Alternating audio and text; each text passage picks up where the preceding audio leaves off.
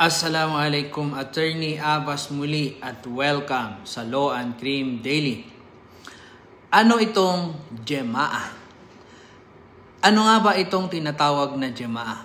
Ito po ay mnemonics ng mga modifying circumstances sa ating revised penal code. J stands for justifying circumstances.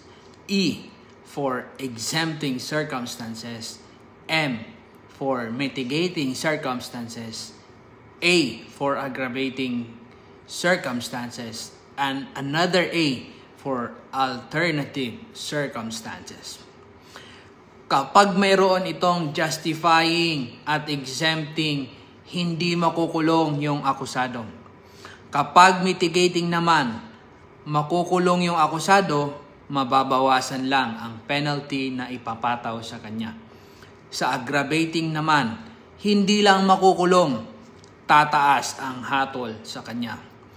Itong alternative circumstances naman, depende, pwedeng pababain o pwedeng pataasin ang hatol sa akusado. Depende sa nangyari.